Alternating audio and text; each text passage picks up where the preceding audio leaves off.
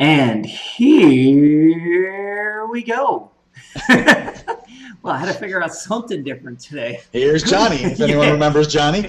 yeah, exactly. But wait a minute. Doesn't that make you Ed because you're the bald one? I guess so. I could be Ed, I could be Johnny. That's okay. Well, welcome to the next installment edition episode. Oh, wait a minute. That's a different show we're doing. Folks, we have a lot of fun here.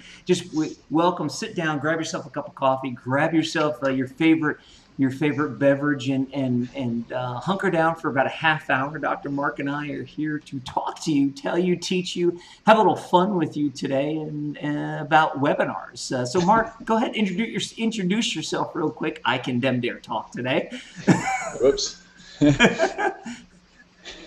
Well, my name is Dr. Mark Kosman, obviously. Wait, hold on. I'm messing up I got a bunch of feedback all of a sudden in my ear because I forgot to turn off the delayed stream in my ear.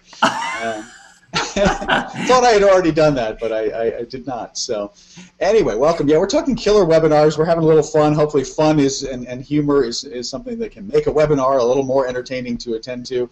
I was just saying to Chris, one of my pet peeves about webinars is when you kind of show up and you're just there looking at these PowerPoint slides, listening to this person drone on, and I'm like, why am I here? We're not using the power of video at all to do that. That way, you could just send me your slides. I don't need that. So. Yeah, exactly.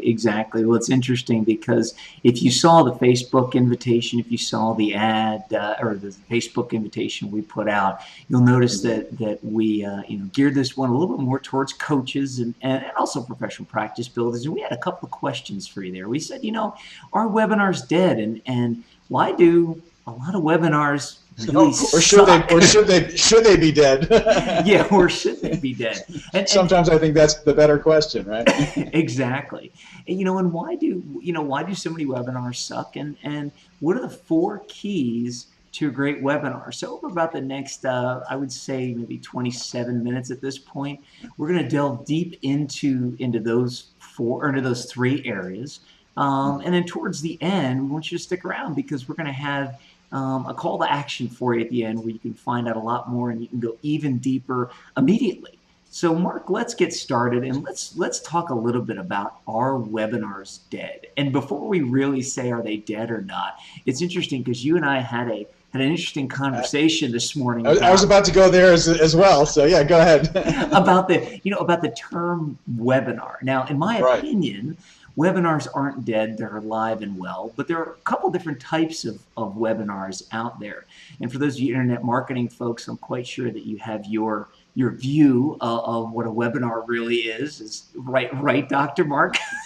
Well, maybe that's the issue. Is right after we had this conversation, and just to finish the thought, so people are understanding what we're talking about. Chris and I were debating about whether what we're doing right now with you at this very moment is a webinar or not. And I was saying no, it's not, and Chris was saying, well, yes, it is. And I realized that in part it's because I think in my brain is the fact that those really boring webinars are what most people, I think, really mean when they say a webinar. Where you are looking at those PowerPoint slides and you're going point by point. And so to me, what we're doing right now is a lot more relaxed and casual and conversational. But I guess that's the point, is that webinars, the old-fashioned kind of webinars that I hate, really, I'm hoping will die. They're clearly nowhere close to dead. And what we're doing right now is what webinars can in part evolve into, which is much more using the power of video, making it into an engaging kind of talk show, a more laid-back style that still has teaching to do and value to deliver, obviously, because that's one of the keys, but is not, the deadly kind of thing that I'm talking about, which is what I kind of mean when I say a webinar. Yeah, exactly. And you're so right there, Dr. Mark. The fact of it is the old style webinar, while some people, there's a lot of very popular internet marketers out there who are using the old style webinar and have taken it to this whole new level. In other words, pretty much they create a black on white PowerPoint, white PowerPoint with black text, and literally will read it to you. And that is their entire. I can't stand that. Really. Well, it's like the trend of the video sales letter, which is exactly the same thing, where basically somebody's sitting there just reading the copy that's scrolling across the screen. I'm like, Okay, maybe it works to some degree, but it sure is not entertaining or fun to watch. Well, and that's the interesting thing is you and I were talking about, Mark, is the fact that sometimes people trust their eyes more than they trust their ears. So one of the thoughts behind creating a webinar like that is that people will see the written text and they will absorb it and they will trust it more than the person who's talking. Now, I'll tell you this, this is not disparaging towards anybody who is doing that. So if you're doing that and you're watching us, more power to you, contact us, let's talk. That's fine. Well, and the other thing is, if it's working for you, who are we to argue? But I mean, but there's a but there. See, we also believe you trust more what your eyes can see versus what your ears can hear, and that's why we're on video in front of you, because we want you to look at us and trust us and get to know, like, and trust us, because we want you to resonate with us. Not that we are more important than the product, but we want to be there. We want to be there to help you. So that's one of the reasons we love video so much, is because it goes beyond the product. It goes beyond the words. It goes beyond the thing that whatever that thing you want to buy will do for you. And it's it's building a relationship. So Mark, I think well, absolutely, and especially, I mean, if you are a coach or a consultant, let's face it, you are the product, right? And so part of what we're part of why Chris and I like this style of video is that the goal is not to pretend to be trustworthy or to try to be gimmicky and have your words on the screen trick you into being trustworthy. It's, can you really be yourself and hopefully be a trustworthy person and be open and honest and be yourself and convey that by looking someone straight in the eye. And if you're a coach or a consultant, eventually you're going to be sitting across from that person, whether it's face-to-face in the flesh or in a video format if you do Skype kind of consulting or coaching or things like that. So you're going to be eye to eye at some point with your ideal client. So why not do that and build that rapport and build that trust right from the get-go, and build that into your webinars as well. Exactly. So that's one of the reasons why our webinars, dead. I believe the old style, the truly old style, talking and PowerPoint and just all filled up with that. Yeah, I believe they're pretty much dead for. Well, they should be anyway. Like I said, sadly, they're far from dead. I mean, I would honestly say, Chris, sadly, those are probably still the majority of the webinars out there. And again, you can extract value from them, and if that's what your platform allows you to do. But I mean, look, there's so much better tools out there. That's part of what we want to show off too. So so in other words, Mark, we'd like those old style webinars we'd like them to be dead. Yes. So that's why we're teaching people how to create a killer webinar, so that they can go and create their own webinars, so that the old webinar format will die off. Is that what we're trying to say here? We're trying to help kill it off. Yes, absolutely. That is part of the mission. Is please try not to bore your audience to death with your PowerPoint slides. I mean, look, even live, I mean, people abuse the heck out of PowerPoint and really are standing there on stage reading every word that's on their slide. I mean, Chris, you're much more the public speaker than I am, but I'm assuming that's not really the Toastmaster style or whatever way you're getting trained to speak in front of people. You don't want to read your slides to people. No, exactly. I will freely admit this. I did try that once. In other words, I tried. How'd that work for you, Chris? Well, here's what I tried. I tried the internet marketing style of delivery to a live audience. So in other words, I had the PowerPoint up. One of the things that audience didn't realize is there was a TV at the back of the room that I could pretty much read it. It was kind of a bizarre setup where I kind of stumbled into it. So I gave the rapid fire, and it didn't go over too awful well. Now it's something that I gave it a shot. I thought I could pull it off, and I didn't, and it was not a good thing. So here's what that taught me. It really taught me that, just like Mark was saying, that the ones with the scrolling text and the PowerPoints, while they might be good for product, they're not good for service, and they're not good for coaches, because people want to see you, they want to understand you, they want to know, like, and trust you. And it's not really good for professional practice builders either, because when you are the product, when you are the service, when you are what you're delivering to your customer, it needs to be you. So before we move into, digging a little deeper into why so many webinars suck, let's wrap it up like this and say, look, our webinar's dead. Well, Fortunately or unfortunately, they're not, because people are still the old style are not, because people are still using them. However, for coaches and speakers and professional practice builders, we believe, and we have the proof to back it up, to say, look, these webinars are much more powerful, and doing things like we're doing today are much, much more powerful. Every time we get a client that comes in and says to us, hey, this video got picked up by this channel or that channel, or this person wants my blog post, or this person contacted me and joined my list, or this person did this, or this person did that, we can trace it all back to the video. Even if you don't have the analytics, so to speak, you can trace it all back to the video, because you can watch the video views go up, and then you can say, okay, this video got, or this webinar got so many views today, and they added 15 people to their list. So for those of you in the service profession, coaches and professional practice builders, for those of you, old style webinars should be dead. This is the new way to go, right, Mark? Yeah, absolutely. And we're just doing the chat part. We're not actually putting up slides for this part. We'll be doing that later in our members only webinar. But even there, we're not going to put the slides up and just talk behind the slides and hide not be on camera. So that we've already been covering a lot of reasons of why webinars suck a lot. The way people kind of do them is part of it, and but part of it is also not really knowing ahead of time what it is that you're going to have the webinar try to accomplish, right? That ends up being a big piece of why they often suck too. Yeah, exactly. Well, and it's interesting because they just did a study, and I've been referencing this study a lot. And some people have been calling me and saying they've misunderstood what I'm saying, so I'm going to try and clear it up now. There's been a study out there that said the old adage, or the adage that lived through thousands of overpromise or underpromise, overdeliver.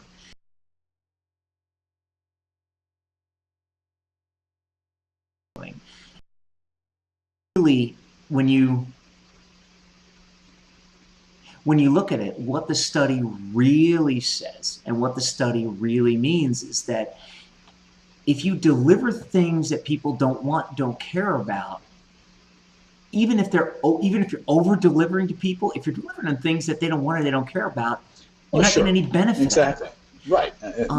I think you're hitting the key of the whole darn story, which is that it always comes down to the word value. I mean, are you delivering something that is valuable to the person who is coming to this webinar? And so more is not always better. More is just more. Because if it's more, like you're saying, Chris, if it's more but it's not on point, then what was the point of giving me the more? I mean, I don't want it.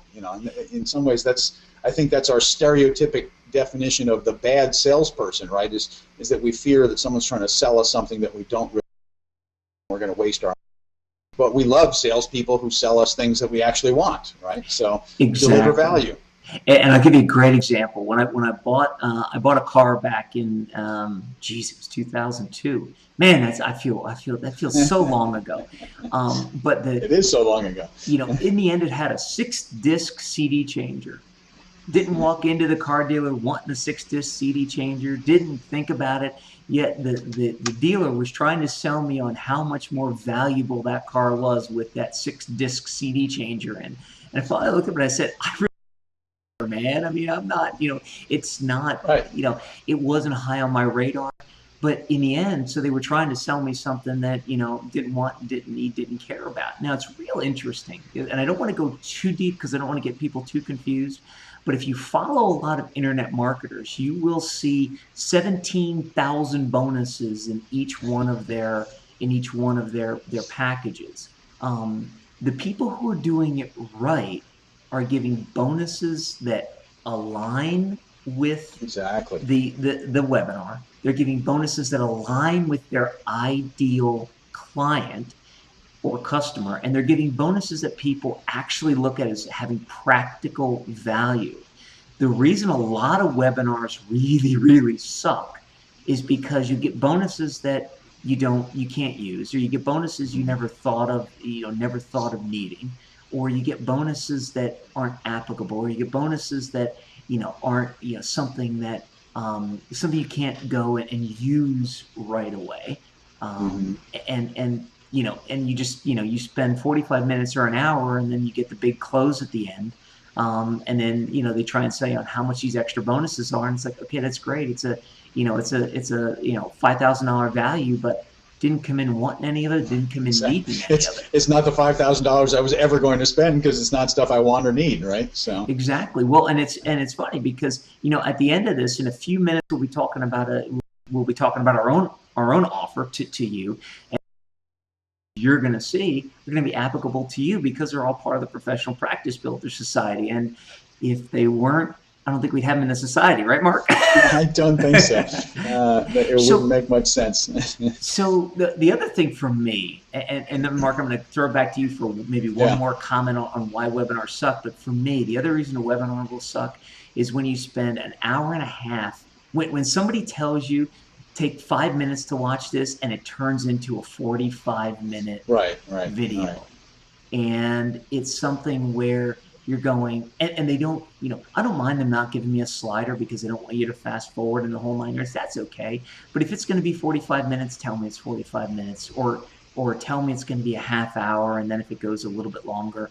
But don't tell me it's going to be don't tell me it's going to be a 5-minute video, 5-minute webinar or a 5-minute video or whatever, and then all of a sudden make it 2 or 3 hours.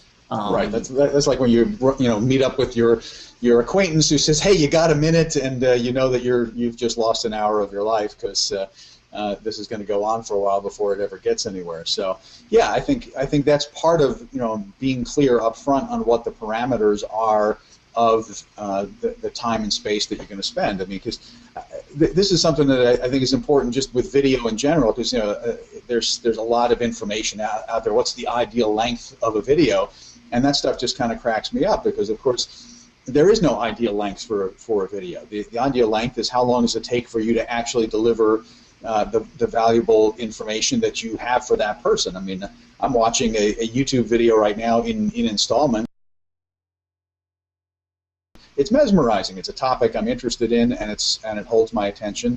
I don't have the full hour and 20 minutes to watch it in one sitting, so I'm coming back to it and watching it in pieces. No problem. It's delivering value to me. So, should it be 2 minutes long? Should it be 30 minutes long? Doesn't matter. What matters is, does it serve the purpose that you designed it for? If you can do it in less time, great. Do it in less time. Yeah. And just to kind of wrap up about what makes webinars really suck, the worst is I think that it goes back to the time. But in the end, don't lie to me. Be honest. Be straightforward. Exactly right. Well, but that is the thing. I mean, Mark, you and I have talked about, because we watch probably more webinars than anybody else on the planet, just because of the business we're in.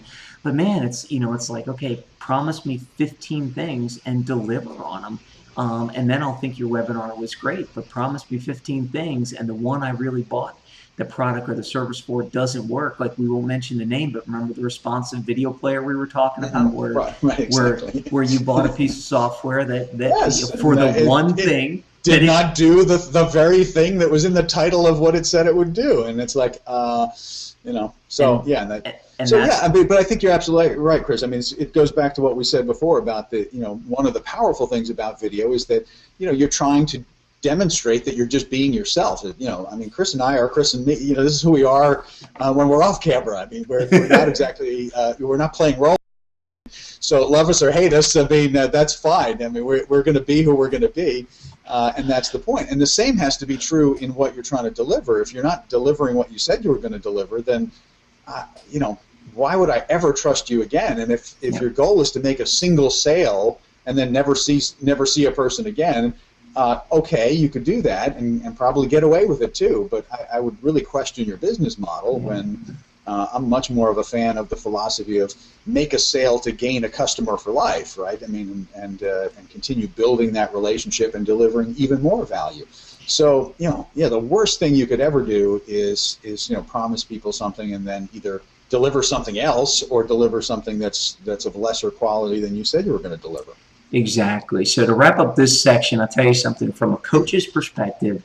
Webinars suck that are just PowerPoints and just talking text.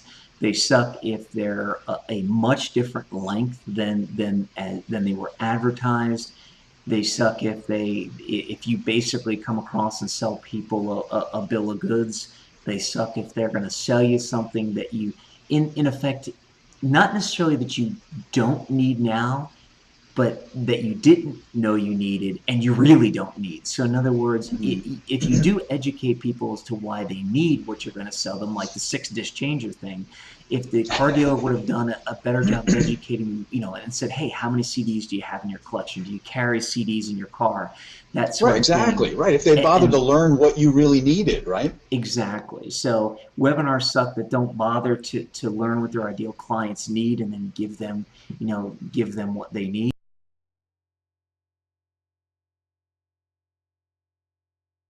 That don't have the 4 keys that we're about to tell you about. Here's the thing: that the 4 keys to the great webinar are a great intro, great content, a great close, and a killer call to action. It's interesting because one of my mentors, a couple of my mentors, Roddy Galbraith and Paul Martinelli from the John Maxwell team, talk about, the best thing a speaker can do is have a great intro and a great close and put them as close together as humanly possible. I like that from the standpoint of it's a great mantra to live by. If you think about it, you need great content. You do need great content in the middle. You can put the content in your intro and in your close. You could. but the fact of the matter is this. Just like we started this webinar out and we laughed with you. We had some fun.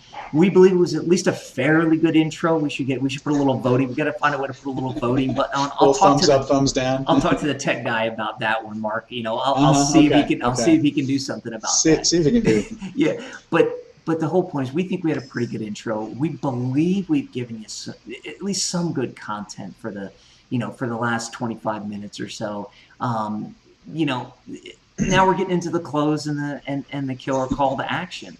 So by now, you should see on your page, if you're watching this on Professional Practice Builders Society, a way you can join us on the inside of the society. And if you're not watching it there, get over there. If you're not watching it, go to ppbsociety.com. And at the top, you're going to have a monthly. There'll be a link to the monthly webinars and monthly intro live or something close to that. Click on that, and you'll get on a page that will still be playing this video, so you won't miss anything. But it'll still be playing this video and have a way for you to sign up. Now, here's our killer call to action. We want as many of you who resonated with us today to join us in the Inside of Society. We want to give you everything we've got because that's the type of people Mark and I are. And he says it in the smarmiest way, but no, in all seriousness, see, I like to joke around and have fun. But in all seriousness, well, wait, Chris, you forgot to tell him about the 6 CD changer that we're. Yes, exactly. And if you act now, you'll get a 6 CD changer. But wait, there's even more. Yes, exactly. Here's the thing: with James Malinchak, another one of the people that I know fairly well, calls us the dumbass close. We don't do 15 closes here; we do 1 close.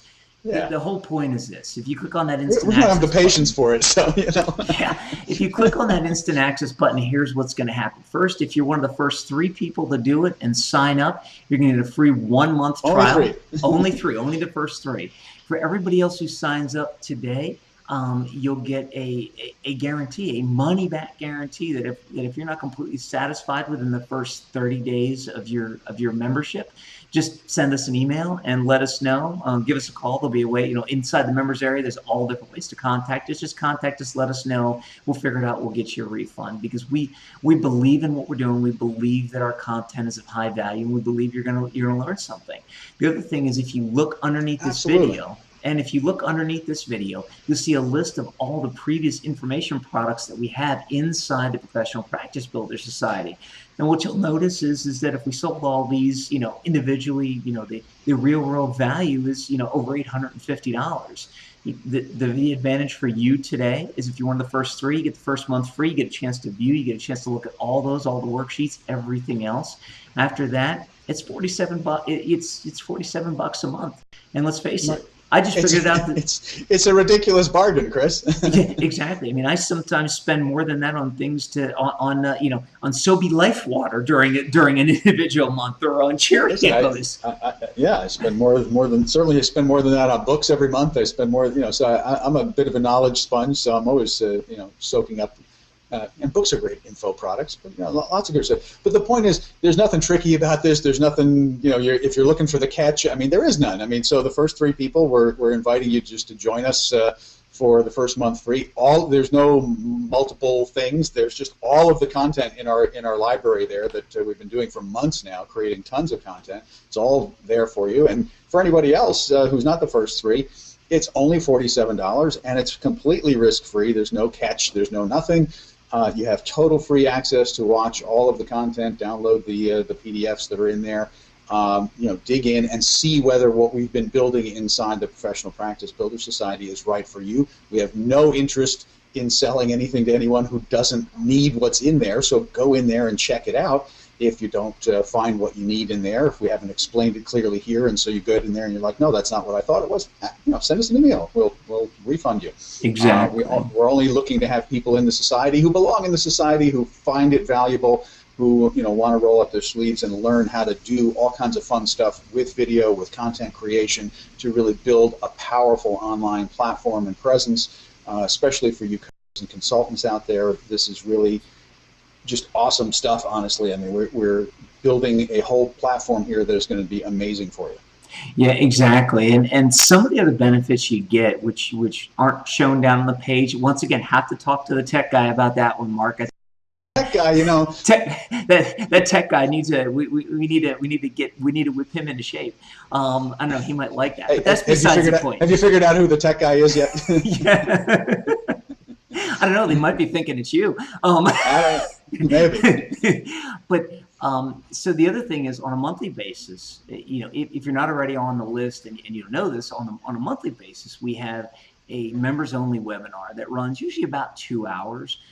At this point, it's a strict teaching webinar. We're looking at other ways of adding value and adding things in like Q&A and everything. We don't have that ready yet, but it's something that may be coming. So every month, so in other words, in addition to the content you get in as far as the society, if you stick around and stay on and continue your membership in the society, you get a members only webinar once a month. If you're here in the greater Philadelphia area, you get a live event every month. We're also looking at some other options there. There's things that we're looking for the future. We have the rest of the content planned out for the rest of the all things that are going to be specific to professional practice builders and professional coaches wanting to build a practice. And it's something that we're here for you. We want to provide value. We want to give you as much value. And the best part is in a couple of minutes, we're going to switch modes here, and we're going to actually start the members-only webinar. Now, the advantage for those of you who are watching right now out on ppbsociety.com, you'll see the first couple of minutes of the members-only webinar. I got to admit, though, a lot of it just a little bit of banter. We give our members a chance, that sort of thing. So I'm not sure how much you're going to see other than maybe the title slide, but we'll give you a little bit of something. But if you join today, the beautiful part is you'll be given membership access to jump right in and and join us on the inside and live as it happens. Stay.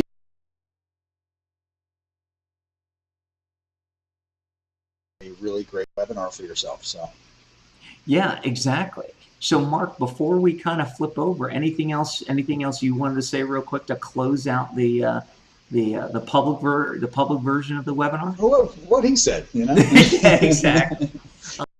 No, I think you covered it in perfect detail there. So yes, absolutely. So come in and join us. Right now is your moment to just come in and enjoy the rest of the experience and get into the nuts and bolts of building your own killer webinar. I got nothing else. I got nothing, Chris. I got nothing. Excellent. Well then, this is where as we're doing this, as the tech guy is doing the tech thing. So before I do that, I just want to say thank you very much for joining. Everybody, we loved having you on. I saw the viewer count go up and up and up and continue to go up during the video.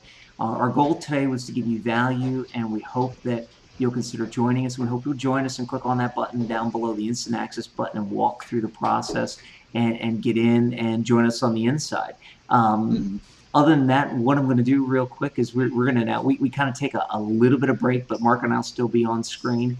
I'm going to bring up the PowerPoint, and I'm also going to put an email address on so that if you guys have any, I'm going to check the email. That way, if you guys have any problems getting in or if there's any challenges, you can let me know, and we'll make sure you get taken care of right away, because we want you to see this live as it happens. So, as I take a breath. I have to take a breath. I have to breathe. Take a breath, more. tech guy. I was going to say, I have to breathe more, Mark. You know, it's kind of.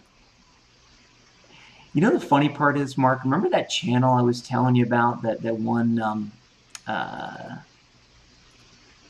that millionaire channel that I was telling you about? It rings a vague bell.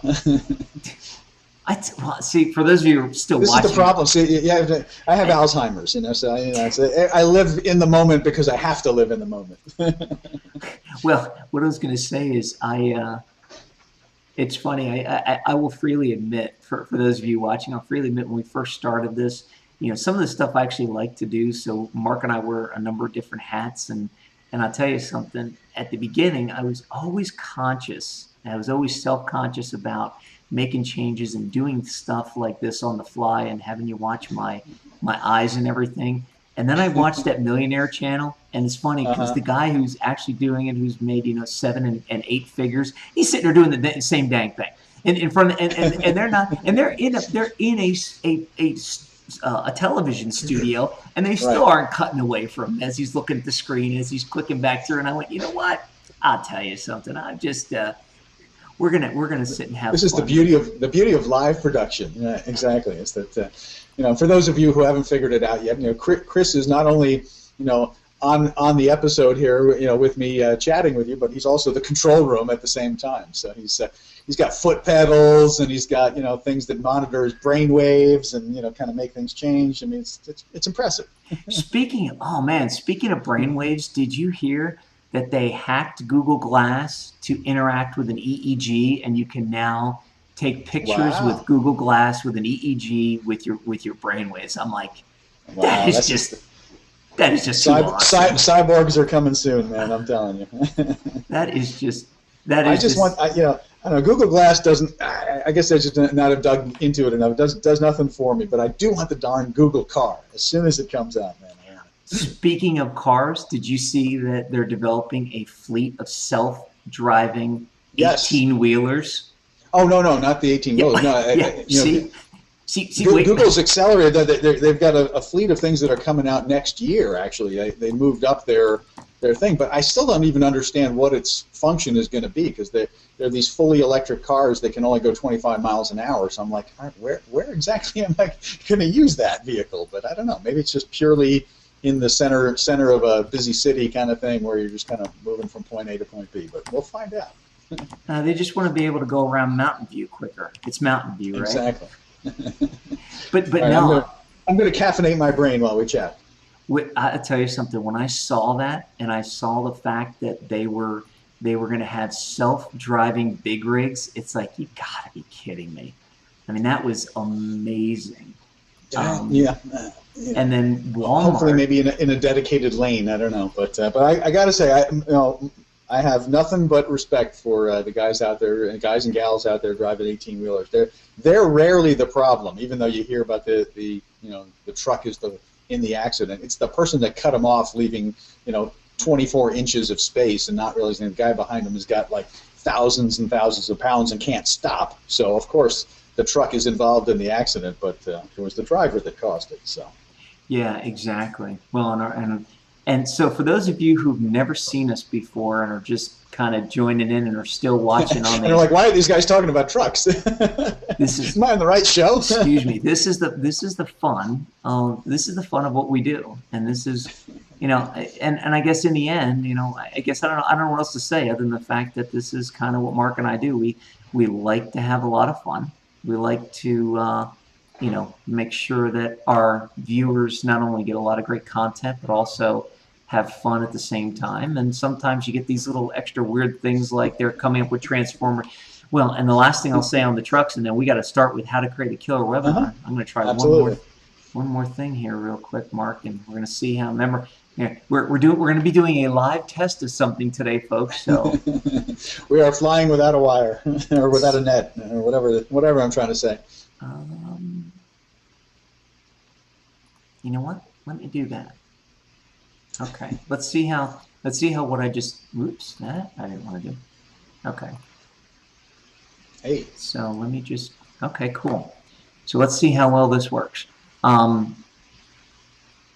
what I was going to say about the trucks real quick before we go on is the fact that even Walmart's now redesigning a truck, and they're going to put the driver right in the center. It's this really, and not only is topped by Boeing redesigning the airplane to take the cockpit out of the front of the plane and put the cockpit in the tail, because they figured out that they can make a plane. The tail is actually the safest place in the plane too, just so you know. But they figured out they can make a plane much more aerodynamic than if they did this. So anyway, we can talk about that. We will talk about that. What's that have to do with a killer webinar, Chris? I have no clue. Remember the whole deliver the content people want thing that I was talking about before? That's right. Let's get to that point there. Let's get back on track here.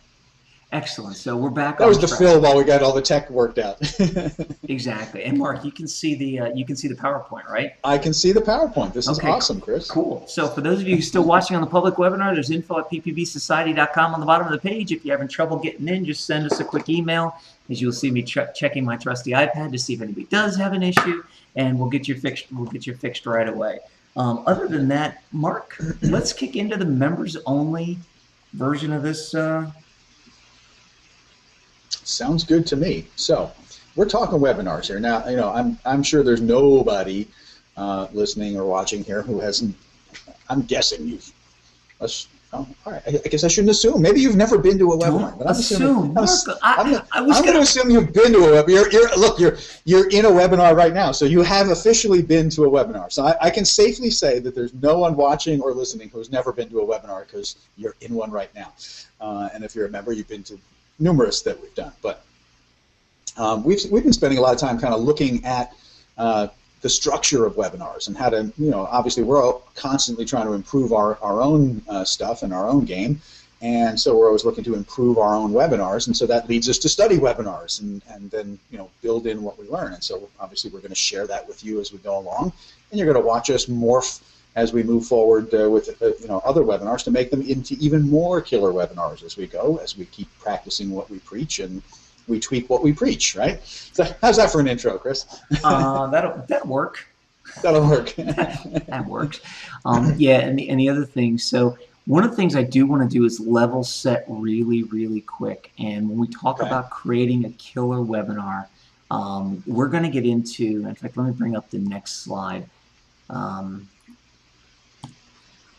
When you talk about creating a webinar, you got to have an attention-grabbing intro, applicable content, a great close, and a killer call to action. What I really want to do is level set, though, and say, look, even though this is more traditional, I'll say, as Mark would say, a more traditional, not an old school, but a more traditional webinar where we're going to do teaching, a lot of teaching content. If you were on the previous 30 minutes, that was, kind of, I'll say, a more new school, where it was a little bit less teaching, that sort of thing. And we tried to demonstrate for you a good way of doing a webinar with that killer call to action. Now, I will tell you this. You should know this by now, but in case you're brand new to the society, I'll say this. Even though this is considered a webinar, and even though we call this the members only webinar, there isn't going to be, at least at the end of this one, not that I remember, a killer call to action, as far as another purchase or anything like that. We're not selling you anything today. Yeah, exactly. So what we want to do is we want to just like you've seen. I'm going to fix my hair here. My hair is just kind of all out of whack today. It's what happens when you have all this up here. I should show you the real screen, Mark, so you can see all the goofy stuff I do that you can't see when I'm on I don't want to know, man. Okay. I just don't want to know. I just want you to make it work, Chris. Okay, cool. I don't need to know. This is a need-to-know basis. Okay, so here's the thing of it. Plain and simple. You need you need to understand that what we're going to try and do is teach you how to do all this stuff today. There's not going to be a sale at the end, so don't worry about that. And over time in the in society. One of the things Mark and I've talked about, is kind of even our different definitions of of what a webinar actually is and what it does and what it's supposed to accomplish. And we'll, Right. we'll over time probably develop another module for you guys to understand the different types of webinar and everything. Because Mark, I was even thinking about it. There's actually different types. There's Hangouts, there's webinars, there's GoToMeetings, there's WebExes, which actually have Well, all their. I think that's kind of, we were joking about it before. For those of you who are just jumping in now and weren't watching the first half hour before we got here. I mean, we were talking about that. Even Chris and I, right before we started the public webinar part, were having sort of a difference of opinion about what's a webinar. Is what we're doing a webinar? And I guess I got to backpedal and say, look, if you think about the most basic definition, I mean, you're doing something on the web where you're teaching something. So I mean, really all of these things are webinars, I guess. I guess where my distinction comes from is sort of coming up through the ranks of old school webinars, where really I think looking back, you were constrained by the limitations of the platform you were using.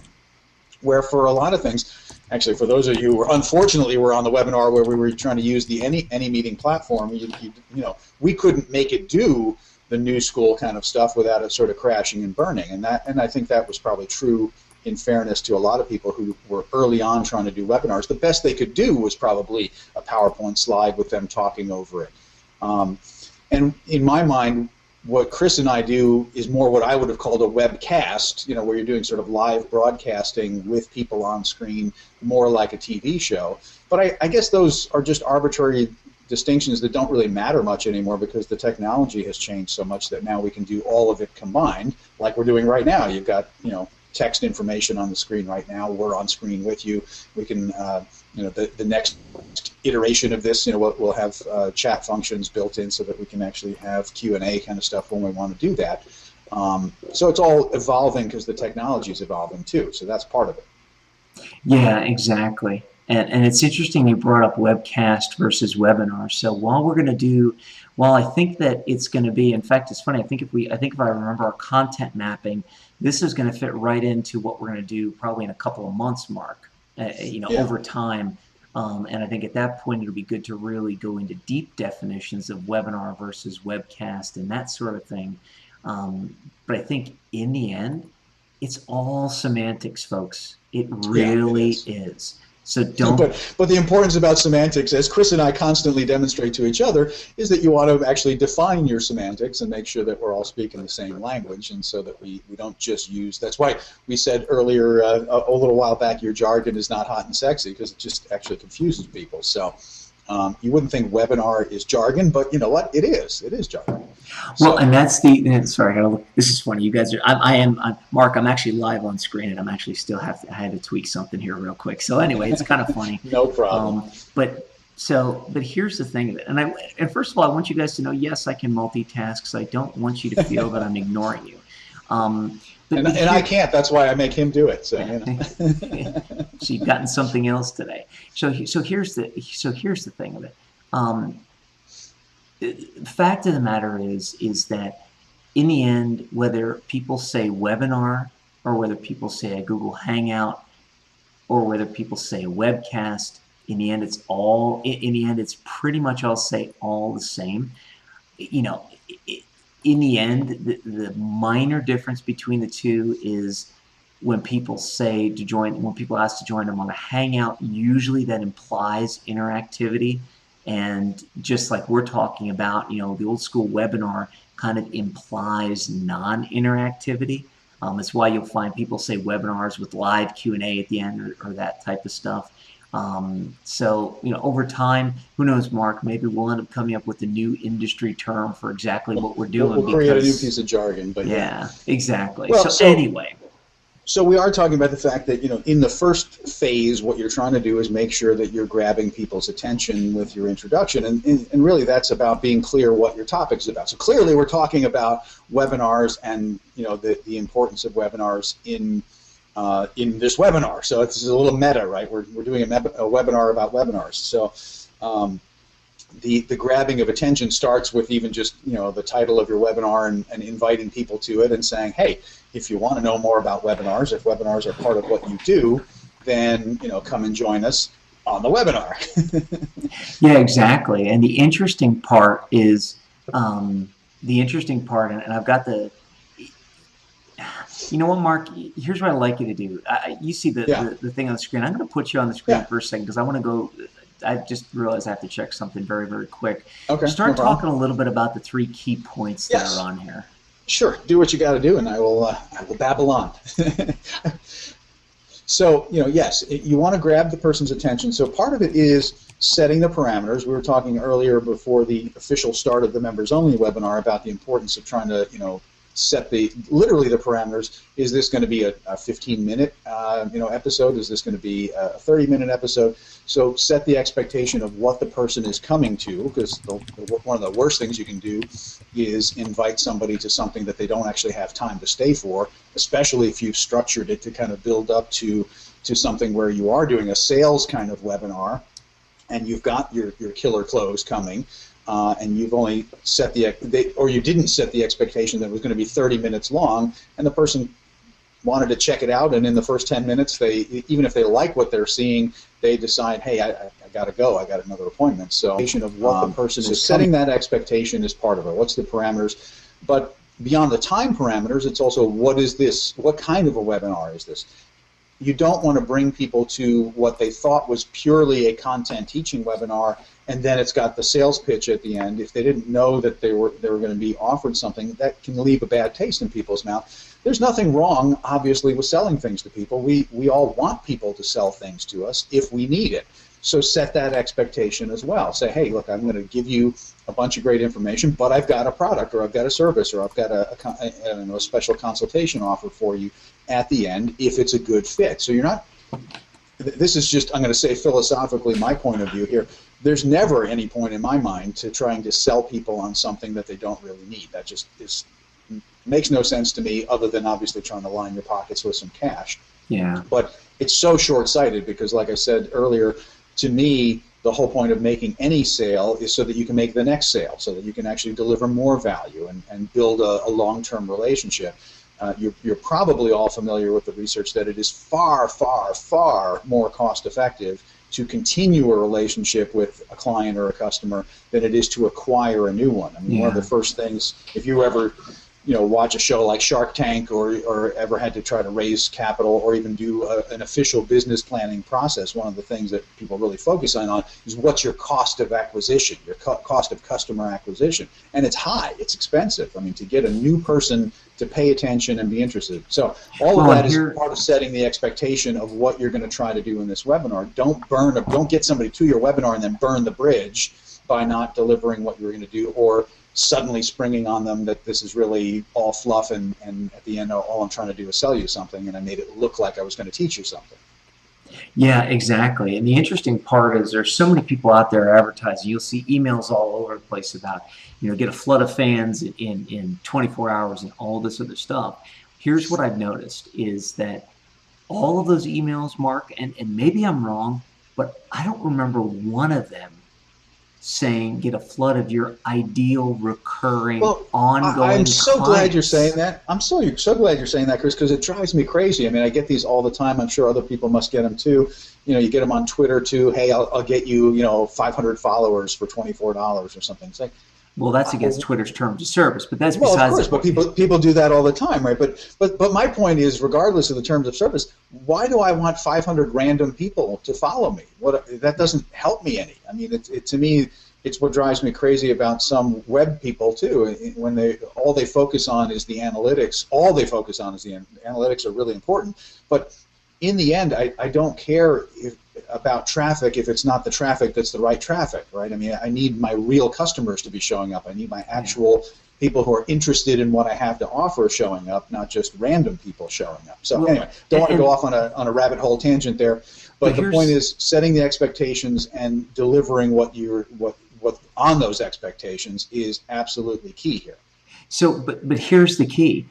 The thing is, or I shouldn't say here's the key, but to further that thought, if you set the right expectations and you attract your ideal client, your ideal ongoing client, then what you're doing is you're taking your initial startup term or the time you're spending now to build your client base, and you're building a client base so that you won't have to continue to fight for, for all these new clients every year, every 6 months. I mean, I've seen so many people who believe in this whole, the quick thing. Hey, we'll get you, you can make $500 tomorrow on the internet by just doing this. It's like, okay, yeah, but that's not, you're not going to get your ideal clients, and it's not going to be sustainable, and you're not going to do that every day. And, and the people who did it probably did it 10 years ago, and the same things probably don't apply anymore.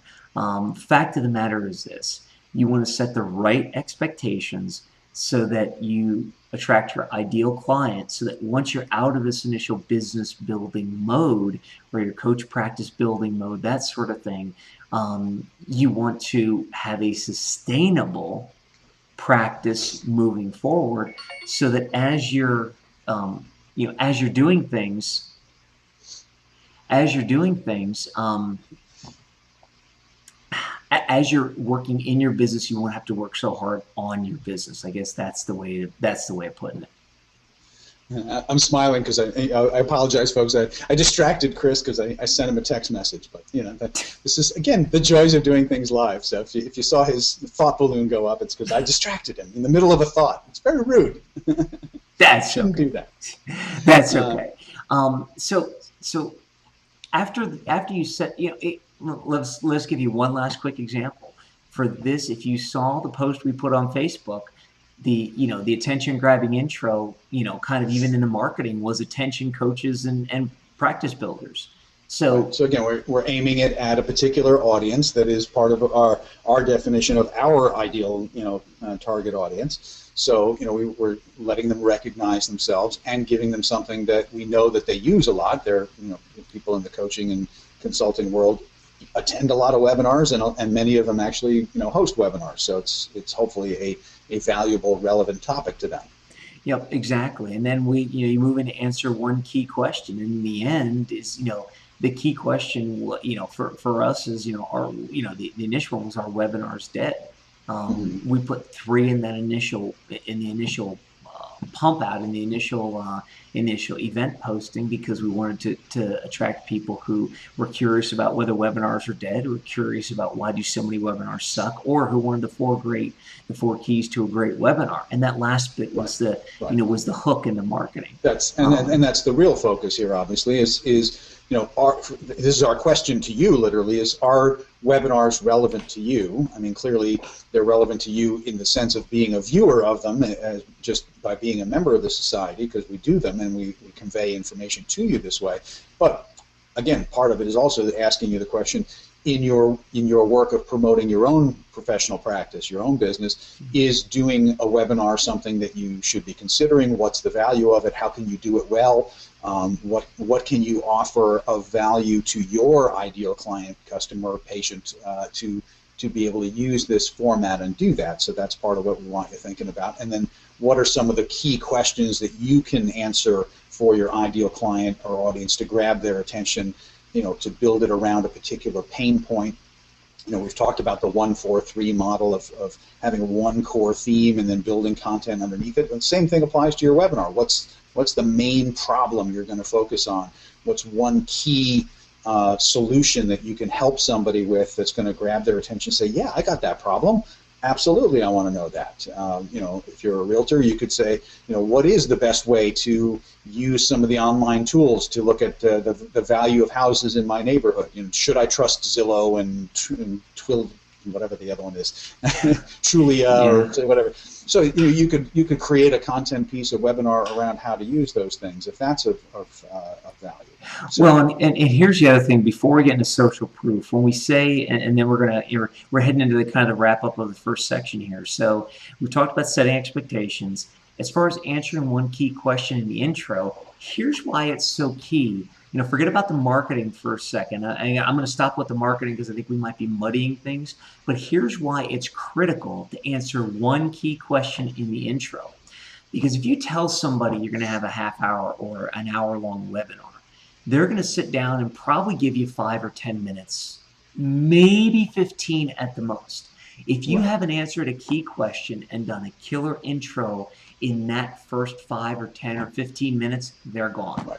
They They're might, gone. they Exactly. might, There's no point in the rest of your webinar, right? If they've left after the first 2 minutes, you know. yeah, exactly. So one of the things I always talk about is the three different types of people. You know, the type of person, number one, that you're going to give everything to, and they're going to go off and use all the information they give you, never talk to you, and they're going to be able to successfully do it on their own. Type number two is you give everything you've got, and they're not going to resonate with you, and they're going to end up moving on, and they're not going to do anything. And then type number three, they're going to understand, they're going to resonate with you, and they're going to realize they need you to help them.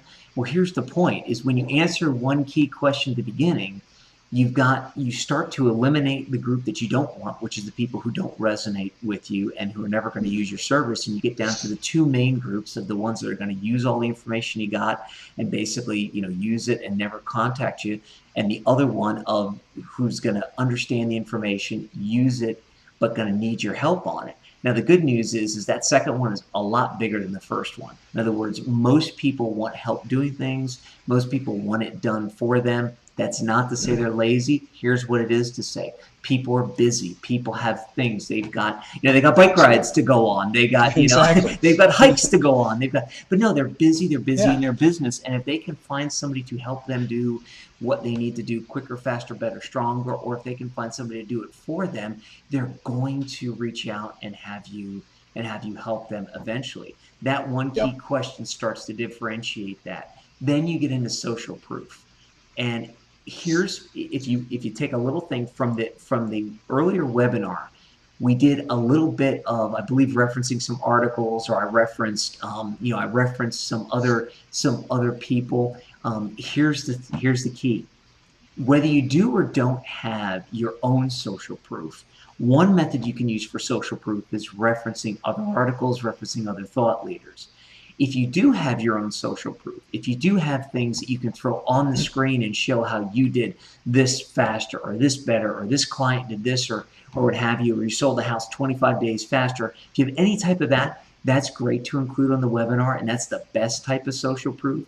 But whether you do or don't have that social proof, you can always start off by finding somebody else in your industry that's a recognized expert and piggybacking on their social proof to illustrate a point that you're talking about. In other words, if you're saying something and you know it's going to work, but you don't have the proof yet that it's going to work, find a recognized expert in your industry and say, look, I know this is going to work, and by the way, here's the study, here's this, or the study that says it. I mean, you go to Inc. magazine, Exactly. you go ahead, Mark. Sorry, I was rambling. No, I was just going to say, absolutely, that you don't, I think it's a great point, Chris. You don't have to have done everything, personally in order for it to be valuable. Otherwise, none of us would go to school, right? I mean, if we all had to literally reinvent the wheel, then what's the point of education? The point is we can pull from the experience of other people.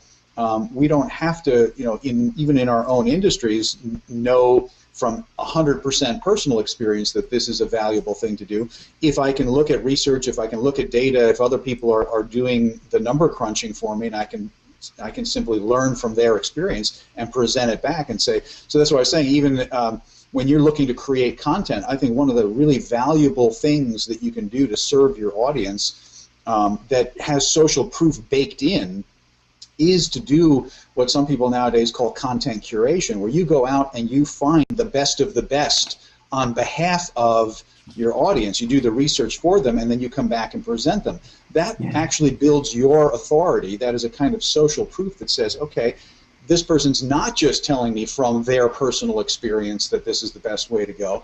They've gone out and said, look, I've reviewed 10 different books and 1,500 different websites, and what I've done is narrowed this down so that you in 30 minutes are going to get the value of what took me 12 to 15 hours to pull together for you. So that you see how doing that bakes the social proof right into what you're delivering. Exactly, and here's the key takeaway.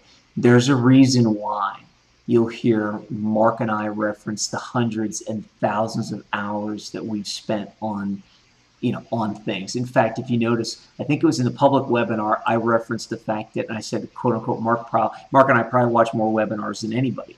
That's a little piece of seeding and social proof to say, say, look, we're out there studying this stuff. And it doesn't have to be overt. It doesn't have to be, here's the study from the Harvard Business Review Journal, blah, blah, blah. It doesn't have to be that. It can be something very subtle.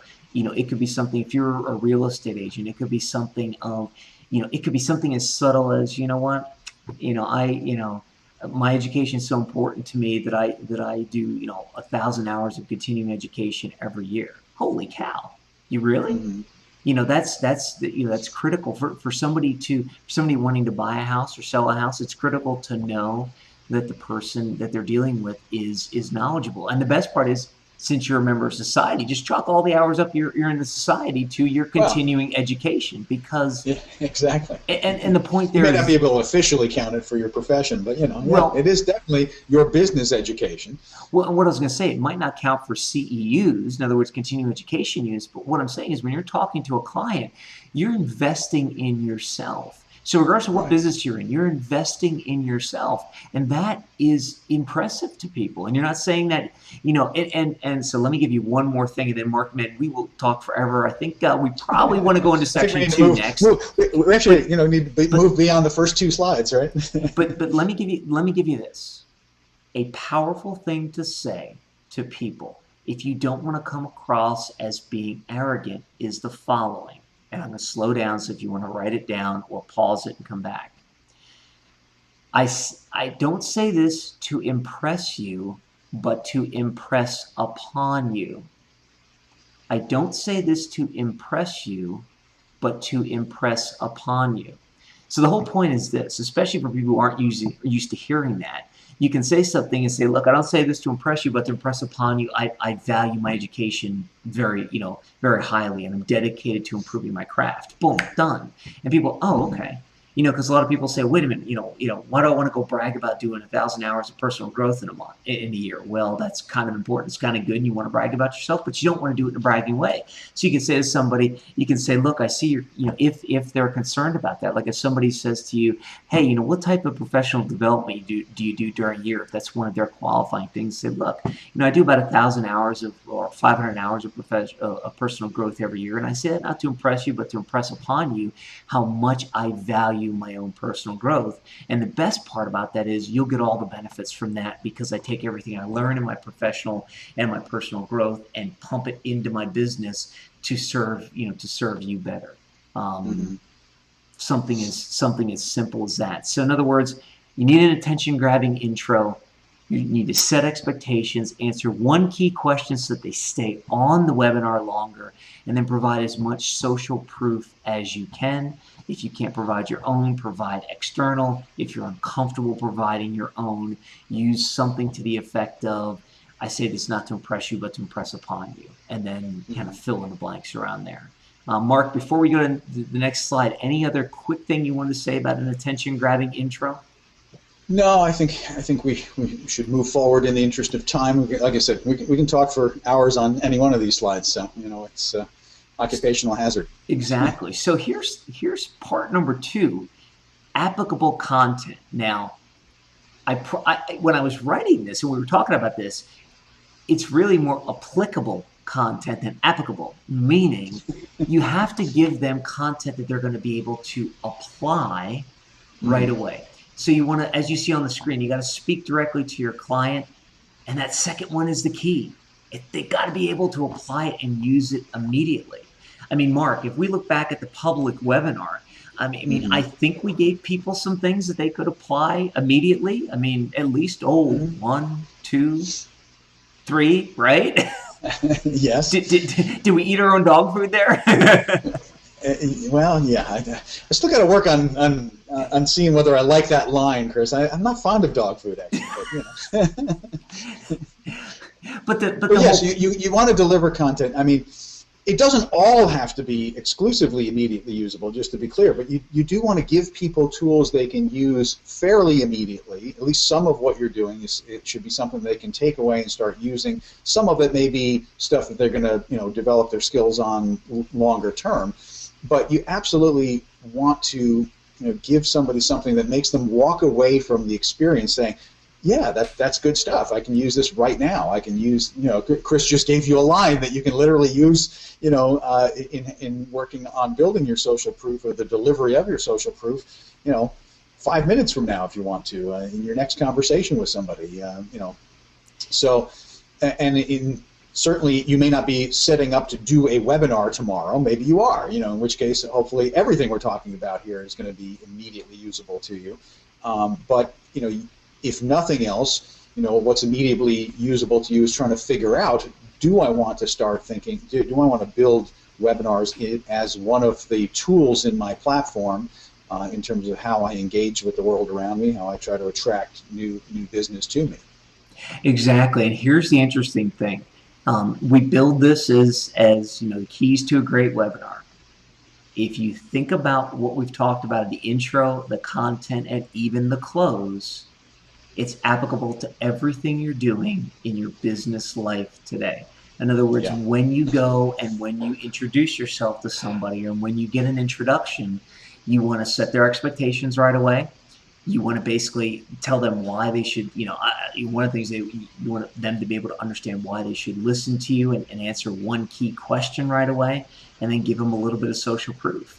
And then I think you're saying it's I just got to highlight that because it's so helpful to understand that what you're saying, Chris, is that what we're talking about here, even though we're talking about in the context of a webinar, which is really a technology thing, right? Webinars happen on the web, but the structure of it is about any meeting you're having, any conversation you're having. If you're having coffee with a potential client, you're having a networking coffee or lunch with somebody, you can follow this exact same format and have a much more productive meeting with that person, right? Exactly, 100%. So if you think about it, and we don't want to take it too far away, but just in case we've got some people that are watching the broadcast now or the rebroadcast are saying, well, I don't want to do a webinar for, I watch this because I want to do a webinar eventually. Here's what you can use and apply today. So the next interaction you walk up to, the next intro, you talk to the person, you walk up and you immediately set an expectation for the conversation. Say, look, I want to get to know more about you, and I want to make sure you know at least one thing that I do better than anybody else. So you can set an expectation like that. I want to know what you do best and how I can help you. And by the way, I'm also going to let you know one of the things that I do best. So let me find out something, and let me ask you a question. What's the one biggest problem if you could solve tomorrow within the terms of what I do? What's the one biggest problem if you could solve tomorrow would help push your business forward in the terms of what I do? Okay, well, you're this type of coach. If you could help me figure out how to be a better leader tomorrow, then that would increase my ROI. Great. You then answer that one key question for them, and you say, okay, fine. You want to be a better leader tomorrow? Let me give you 3 tools, tips, or techniques to be a better leader tomorrow. You do this. You do this. You do this. You go on, and by the way, the social proof is because John Maxwell or this author or that author says it. They've been doing it for 40 years, and we know it's trusted, or Harvard Business Review says it. We know it's been trusted, or I've worked with hundreds of clients on it. We know it's trusted. Boom, that answers the first question, and guess what? You answer that one question, you've now solidified that meeting. They're going to want to talk to you more because you answered their question, not your own question. Mark, I think we got a brand new webinar that we're developing right here on the fly because I think this is going to be. Yeah, but I think you're absolutely right. But it's great stuff, Chris. And you'll notice that this slide, like the last slide, has social proof built in there. But think about what Chris just said. In answering that first question and in giving something that is immediately usable to somebody, you're actually creating the experience of social proof in the moment.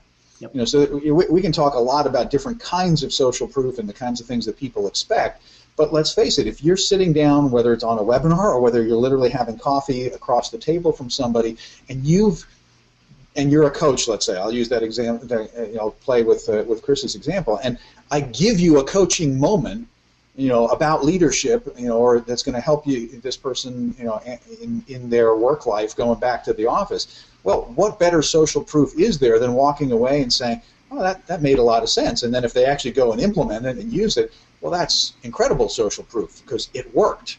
Or to give you a ridiculous concrete example, if somebody sold me a tool that said, hey, this is the best, little cool thing for cutting a hole in a piece of drywall that you've ever seen, and I say, okay, great. And I use it, and I'm like, this is the best tool ever for cutting a hole in a piece of drywall. that is the ultimate social proof. Everything else is really I don't want to say gimmick, but it's a tool to try to create that experience until you take it home and implement it and give you that sense that it's going to work. But having it actually work, if you can deliver that in the first 5 minutes of an interaction, well, that's the most powerful proof you can ever give somebody. And here's what I will guarantee you. I will guarantee you that more often than not, or a majority, probably over 90% of people, if you give them something and they walk away and implement it, and it works, and you've improved their life, or you've improved their business, they will call you again, and they will become your client, your friend. They will, in some way, shape, or form, want to be with you, because people gravitate. How can I put this? I'm going to put this the right way. People gravitate towards people who can help them. It's this natural instinct that people have. And the fear that we all have is that if we give everything away, nobody will pay us for it. Here's the beautiful part. The reason we're talking about webinars today, the reason we've got some amazing things that we're developing right now on the back end that we're not completely ready to release just quite yet, but that is going to give you a way to end up giving your stuff away in a certain way, yet still be able to monetize it on the back end. Now wrap your head around that. I know that's kind of, a foreign, give it away and monetize it. Yes. Here's the thing of it. You got to get used to understanding that the most successful people out there today, and you probably don't know this, because if you don't know this, the reason is that a lot of these people are internet marketers and are also in different circles. And let's face it, I didn't know about it until I jumped in and started doing this. But here's what I've seen from all the successful people. They're giving every single thing away they can. And once people realize that they have good stuff to offer, they come back in droves and they sign up for their services, their products, or they pay the extra money to get the rest of the stuff. So whether it's the intro or the applicable content, you gotta have something that's applicable, something that they can immediately use, something they can go through and that will immediately benefit them and make their lives better. It's interesting. We were doing, and Mark, I just want to throw one more example. Remember the taping we were doing yesterday? I mean, with Hannah and the LinkedIn stuff. She gave away, I can't tell you how many tips that people can go and use. Oh yeah, great stuff. Yeah. Right away. I mean, and it will improve their LinkedIn. And, it's funny because from listening in the background while I was doing the taping, a lot of the stuff I know, if people implement, will shoot up the number of connections they have on LinkedIn. So, so whether you're, if you're thinking right now, so let me throw out a quick challenge, and then Mark, I'm going to throw it back to you, see if there's anything else you want to say about applicable content. My challenge to you is this: if you're watching tomato, exactly. So if you're watching this live in July when we're recording it, we have our live event coming up. If you don't think this is applicable to you and you can't figure out something that you can give people that's applicable right then and there because you figure your business is different, or you figure you can't do it, bring it, get a hot seat at the next event, and we'll brainstorm with you. Because I guarantee that everybody in that room and everybody who comes into that room, if you're a coach or a professional practice builder, there's some sort of free applicable content you can give to your ideal client to make their life better right away. Absolutely. And again, the only thing I was going to add to that, Chris, before we move forward, is just that in doing that, remember what the big mission is of all of this stuff is you're demonstrating your expertise. I mean, the thing that you're trying to deliver to this person is a sample of your expertise so that they walk away saying, yeah, okay, this person really knows what they're talking about. This is good stuff. This is stuff I can use. And the point about giving it away, and if I give it all away, why would they hire me? But I got to say, if you just look at your own experience, you know that that's not true. I mean, how many times have you, whether it's a webinar or whether you've bought someone's book or and they've really gone through in incredible detail the how-to step-by-step of doing something. I do this with books all the time. Sometimes I want to buy the book to understand whether this is somebody that I want to hire to do something for me, because that delivery of expertise, tells me how to do it, but that doesn't mean I want to do it. It means that I want to have faith that you know how to do it and that you're going to be able to help me do it. So this is why coaches and consultants write books, do videos, do webinars, do all of these things, is to give it away enough that you say, yep, I'm this person's speaking my language, they're understanding my kind of problems, but I don't want to do it alone. I want the person to help me. I want the person to be helping me through this process.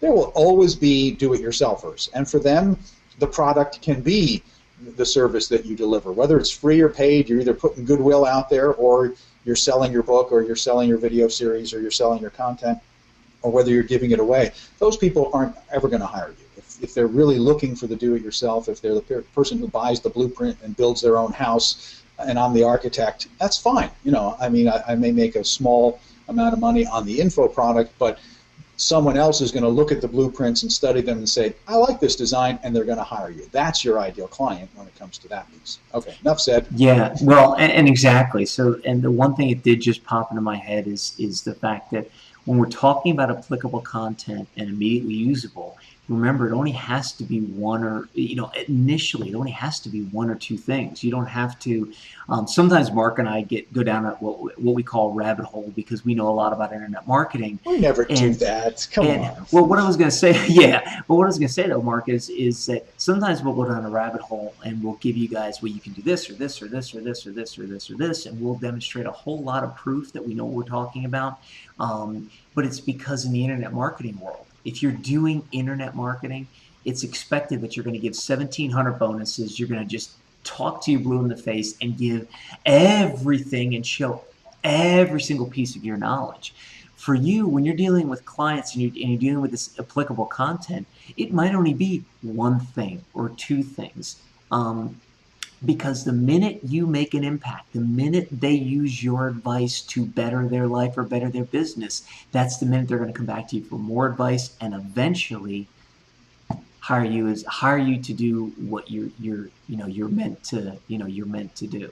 So so remember, applicable content or applicable content, speak directly to your ideal client. Make sure they can use it right then and there, and then do whatever you can to provide social proof. Once again, if you don't have any yourself, reference external social proof of other people who've implemented this maybe for somebody else and who's seen success, and then build your own social proof by helping people succeed. Sounds good. So number 3 is a great close. Now you all will notice that we split up the great close and the killer call to action. Part of the reason that we talk about a great close being separate from a killer call to action is, and I'm going to pause for a second, when you're doing a webinar, and this, it doesn't feel, I still get a little icky about saying this, but when you're doing a webinar, your close is going to be, even though it's going to be a clear and concise offer, probably going to be longer than what you're comfortable with. That and the killer call to action, meaning your job at the end of a traditional webinar, after you provided them with all the content, if you're doing a sales type webinar, is to give them a sales pitch. I'll tell you a real quick funny story, and this is an experience of me on stage. I'll never forget the first time I pitched on stage. I was so icky about it that I ended up, after it was an hour or an hour and a half, I did a minute pitch for a high dollar program. Now, Mark, if you'd have been sitting in the audience, you'd have laughed your took us off, because it's not like Joel Comm when Joel Comm came on at the JV Alert Live. Hey, buy my product for $9.97. I'm great. Because that was kind of a funny one. But the point is that everybody gets whether it's a webinar or a live event, gets a little icky about both the close and the killer call to action, because the close, not only are you summarizing it, but you're presenting them with your offer. And let's face it, if you haven't provided immediate benefits, something that they have done within the span of the webinar to succeed, you really need to sell them at the end. You need to have a great close, and you need to give them a clear and concise offer. If they've gone off, if they've been able to, in the span of the webinar, impact or implement their, affect their lives, or if they can see how it will improve their life or their business, then even though you need a great close, it's going to be easier to close them. Just like we did earlier in the live webinar. We believe that through all of our research and everything else that we've done, all the webinars we've seen. In fact, Mark, remind me, I got to tell you about the new Even Pagan webinar series. If you haven't seen it, it's a great way of doing. You want to talk about social proof? Okay, so fine. Here's the short version. He goes, can't resist. He goes and does a tour. The first 20 minutes of the webinar is him doing a tour of New York City, starting off from his bedroom and his office, on like the 14th or whatever floor of some building overlooking like Manhattan and it's like he does not have to say anything more to people who then stick around and want to buy his stuff. He's proven how successful he is. There's all the social proof you need, when you're living in there because the retail. So anyway, back to the great close. Sorry, that was my digression. Hey, I made it a long time without going squirrel on everybody. So back to the great close. The whole point is this: is you always need to plan a great close. If you've made an impact in people's lives during the webinar, it'll solidify you even more, and you might not have needed a great close, but a great close really helps. But the less impact you can make during the webinar, the greater the close has to be, right, Mark? Yeah, well, and to make this kind of dirt simple, I mean, this is not necessarily the way you would literally do it, but to kind of give you the simplest structure that then you want to play with and make your own. I mean, it goes back to the oldest kinds of tutorial videos that are out there. That they're not necessarily fun to watch, but they're effective. And the structure is pretty simple. It's like, hey, today's topic is this. I'm going to teach you these 3 things.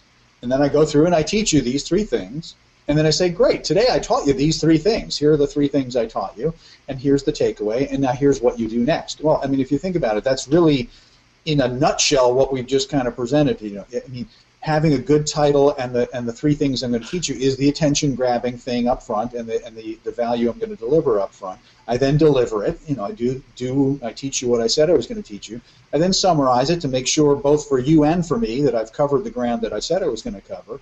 Because I might, in doing that, say, oh, and by the way, I forgot to say such and such. So I might, get that in there. And then the call to action would come after that. So part of it is to summarize for the sake of memory and to tell people where they're going. But part of what Chris is saying too, and his experience on stage and stuff, is that, remember, there's all different kinds of people that you're speaking to in the end. There are early adopters, there's the masses that are kind of in the middle, and then there are the late adopters. So some people need you to present what you're going to offer before you offer it, right? And they say, in a few minutes I have this great piece of software that I'm going to sell you. And it's, I'll tell you what the great offer is in a minute, but I'm going to, this is what I'm going to sell you. So the early adopters are chomping at the bit. They're looking to close, and they're ready to go because you've already sold them on the fact. They already see the value of it. They've understood from what you gave them. But someone else is still not there yet. So you summarize, you present that the clear and concise offer that Chris is talking about, but then you continue. You give some more social proof. You build in some more layers. You may, kind of hit some of those bullet points again to reinforce the value of what you're doing, and then you have the clear and concise offer again, and say, if you were doing this on a sales letter, if you've ever seen a long form sales letter, the buy button might actually pop up 3 or 4 times as you're scrolling down the page, and that's why they're doing that, because somebody who hits the first layer says, okay, yeah, done, I'm ready to go. So they don't care about the rest of the information. They've understood that this solves their problem, and boom, they're gonna bail out at that point and go. Somebody else isn't quite there yet. They need to hear a little bit more, learn a little bit more. They want to see a testimonial or 2. They want to hear that this is really is going to solve the problem. Then they're ready to kind of step in and do. So that's part of what this closing process is about. Is closing and then giving some more, and then closing and then giving some more, and then and then finally getting to the final call to action. Hey, buy it now because I'm out of here. This is the shortest version. Yeah, exactly. And Mark, what you said was so right there. As far as the, some people it takes a little longer. I know that at the beginning when I first started doing this, I wanted to get to the call to action and get the pitch over with as quickly as possible. Because of fear and because of everything else. And I took this weird attitude. I said, look, if people like me and they like what they've heard over the last hour, all I have to do is say, buy my well, I won't say it that way, but buy my stuff, and they'll buy it. And what I didn't realize is that even the people who if I just went straight from even giving them great value to okay, you liked it, buy my stuff, there was something missing. And the great close is what I found that was missing. Maybe I wasn't summarizing everything, because let's face it, if people are sitting on an hour-long webinar, they might forget what they heard 35 minutes ago, even if it was great content, because they're so involved and so in tune with you. So a great summary is key. As an example from as you've seen from these, but even from the public webinar, it's like, look, today we went over our webinar's dead. And remember, we explained why, even in the summary, we kind of explained the difference between webinars and why old style was kind of in the process of dying, and the new one is what's taken over. We went over a couple of reasons why webinars suck, and we went over the 4 keys to a great webinar. At least I think we did. I hope we did. But no, but I was there. We did. Yeah. We did. Okay, good. But the whole point is that summarizing that, it gets people's brains thinking in the right area. Here's the other thing. People need to be prepared. I'm going to slow down and pause, but people need to be prepared to be sold to. Even the people who want to be sold to, which amazingly enough, you're going to find a lot of people feel this way. Mark, you even have a great example of a client that you got after it took you a couple of years to get the client, but when he finally contacted you, he actually said to you, "Hey, I've been waiting for you to sell me something for the longest time." You never sold me anything. So the whole point is, what the heck was I saying? Man, I'm losing my train of thought here. See, I'm not doing a teleprompter. You guys can tell this is really not teleprompting. But so we were talking about the summary. We were talking about be prepared. That's right. So people need to be prepared to buy. People need to be prepared to buy, and they need to be prepared to be sold to. So when you go right from great content to buy my stuff, they're prepared, and they go, "Whoa, wait a minute, we might like you a little." You got to watch this part of the video, Mark. "Whoa, wait a minute, we might like you a little bit, but we're not ready to buy because you're in our face, kind of like this." So, so as I back up a little bit, the great close gives you the bridge between your content and your buy my stuff, and it prepares their mind for actually receiving the call to action, and it improves your chances of getting them to buy. Now, some people have come to me after I've told them that and have said, "Well, wait a minute. In theory, if the great close is just a summary and a clear and concise offer, couldn't I just do a great close and a pitch?" And I'm like, "Yeah, you could. Probably won't sell anything. It would shorten your webinar and probably get you out of business fairly quickly, because everything you do before the close is the build up to. It's getting people in the mood. It's getting people involved. You've answered at the beginning. You've answered a question for them, and you've basically told them why you should listen to them. You've given them great content that they can see is applicable to their current environment, and they can see and they believe will make an impact. That's the other powerful thing here, is they believe it will make an impact. People buy with emotion, justify with logic. So if you believe something is going to make an impact, you'll be more apt to buy it and more apt to jump on board than if you don't, because your emotions will say, "Look, I believe this. I will justify it then with logic." So the whole point is you've summarized it and you've gone back and said, now, remember, we had this great intro. Here's the question we answered. Now, how many, you can even say, how many people are going to be able to take that? Now, you got to be real careful if you're doing this live or even on a webinar. If you're doing this live, you got to be very careful when you do what I'm about to tell you. But if you're doing it on a webinar that you have feedback, you can even say, "Hey, raise your hand or hit the little button where, if you think you can apply this right then and there." But you can even get people engaged like that. The whole point is a great summary, and then give them a clear and concise offer. Just like today, "Look, we want you to join the society." I'm not sure I can ever be completely clear and concise. So, Mark, I'm not sure how clear and concise we were today. I know I can never be clear and concise, but yeah, all of this is absolutely the point, because people do need to kind of be prepared and do that. Now, I just want to make a couple of quick comments though, which is that and it kind of goes to the bigger question of why do so many webinars suck, in a sense, and in part, even if you take everything we're talking about here, you could end up making a webinar that really sucks, because there's something sort of subtle about this, which is that if you take a blueprint and you just try to implement a blueprint, and you're not building in the sincerity and the real value and all of that, then none of it is going to work. I mean, because even what we're talking about here, if you're talking about the great close and staggering things this way and reinforcing it, the wrong message to take away is that this is somehow supposed to be manipulative, or that we're trying to, like, twist somebody's psychology to get them to do what you want them to do. And that's really not the point. It's just that you're trying to create the right atmosphere for things to work, but we're prefacing all of that with the value statement that comes at the very beginning of everything we've talked about, which is that your goal is to truly serve the client that you're trying to serve. You're trying to really solve their problem. You're not just trying to make it, you're trying to package the information in a way that's easily digestible. And we've been talking, it's on this slide as well, about all of this, the importance of social proof.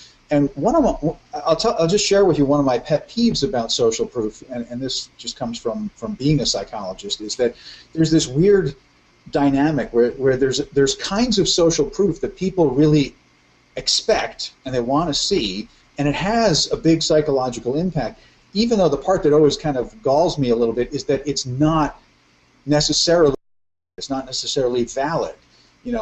When you study research, the reason that there are, people have to have large sample sizes and randomized, kind of samples and control groups is that you're trying to prove that what you say really works. But a lot of people, as Chris said, I mean, all of us really, we buy on emotion and then we justify on logic. And so most people need that emotional piece. And a testimonial is a very emotional kind of thing. I mean, if we're not doing any testimonials in what we're doing here because we're just kind of teaching right now. But if we were trying to sell something right now to bring on the happy customer and have them tell the story about how, yeah, this really transformed my life, and being a member of the Professional Practice Builder Society has been so incredibly awesome for my business, well, that is a big emotional boost and is a kind of social proof. But the thing is, people will also use that to be manipulative, because the fact is it's not necessarily valid at all. Just because I've made one person happy doesn't mean I'm at all going to be able to make you happy, right? That's where the dry, boring research would be helpful, but that is much more logic. So people want to see the testimonial. I guess all I'm trying to say is, you will get much farther taking the structure that we're talking about, but making sure that you truly are being yourself. This is why how you're wired is so important as a theme of everything we're ever talking about. Knowing who your ideal client is so that you really know what their problems are and you're delivering great content. Then yes, use the tools that we're talking about. Use social proof to give people the information in a way that makes it feel good for them and that they digest it. But don't waste your time trying to just use a cookie cutter thing and saying, okay, now I need a testimonial here. If it's not valid, don't do it, because you're going to burn the long-term bridge. Everything we're talking about is about delivering that value, and webinars are a great way to do it, but do it from the heart. And that is a great point to make, Mark. And it's funny because you've hit on the point, and then we'll kind of wrap this back into the close and move on to the call to action. But you've hit on a point that had me icky for a whole long time. I learned a lot. Well, and it's funny because I learned. I guess that one of the toughest things I had to go through was watching a mentor of mine pull the curtain back and kind of basically tell me what he'd been doing. Let me put it this way: tell me and other people what he'd been doing, what makes people successful, and then realizing it's exactly what he did to us to get us to do what we did. Exactly. I've had that experience numerous times, so yeah, I know what you mean. But here's the thing: that I understood his heart, and I benefited from everything. So that's where that's what got me over the ickiness. As long as you're coming at it from a good place, and as long as you're doing it from the heart, what will happen is you will build a successful business. People will resonate with you, and people, you'll build a successful business. Right. Again, it's that core thing about know, like, and trust. And if you burn any of those three, you're wasting your time. So to kind of wrap this back in, because I think that might even be another great webinar. We have so many of these stacked up. I swear we've got content for 3 years now. But to kind of wrap this up, a great close. Summarize things because people might not remember what they heard even a half hour ago. Make a clear and concise offer The clearer and more concise the offer that you're about to give them in the call to action is, the better.